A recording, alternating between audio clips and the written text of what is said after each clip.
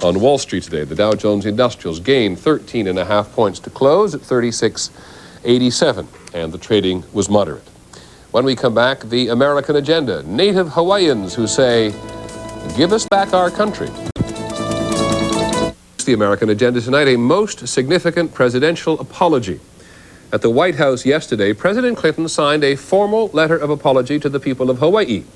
He was apologizing on behalf of the U.S. government for the government's involvement 100 years ago in removing the independent Hawaiian monarchy by force. And on the agenda tonight, Hawaiian identity. Our agenda reporter is Ken Kashiwahara. They are descendants of the island's original inhabitants. And this is their public image, filled with aloha spirit and Hawaiian hospitality. Living in harmony with dozens of other ethnic and racial groups. This is the reality. Native Hawaiians represent nearly half of all those in prison and make up 30% of the homeless population.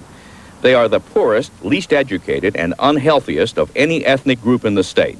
Now they are saying, enough. Sovereignty! No! Sovereignty now. To solve their problems, Hawaiians are demanding the right to govern themselves, federal recognition as a native group, and compensation for past wrongs. As improbable as it may sound, they want their land and their country back. Say it in your heart. Say it when you sleep. We are not American. We will die as Hawaiians. We will never be Americans. Once, Hawaii was an independent nation recognized by foreign countries, including the United States. Then in 1893, American sugar barons, with help from U.S. Marines, illegally overthrew the Hawaiian Queen and took over. Today, righting a 100-year-old wrong has galvanized the Hawaiian community, but dozens of groups advocating sovereignty can't agree on what that means. Bumpy Kanahele and the Ohana Council represent one extreme, secession from the United States. From a beachhead on the island of Oahu, they fly the Hawaiian flag upside down. That signifies a country in distress. And the United Nations flag, demanding total independence under the UN Charter. We are entitled to the land that we stand on, the water in the land, the ocean, and the air we breathe. Many Hawaiians take these claims very seriously. For 7 years, Michael Grace and his wife Sandra have occupied a public park on the island of Kauai, land they say was stolen from the Hawaiian people. 2 years ago, they and their supporters were evicted, arrested, and jailed. Their house was torn down. But they refused to give up, coming back, building another house, prepared to be arrested again. Mililani Trask, head of Kalahui, Hawaii, advocates a more moderate position, a nation within a nation, similar to the status American Indians have.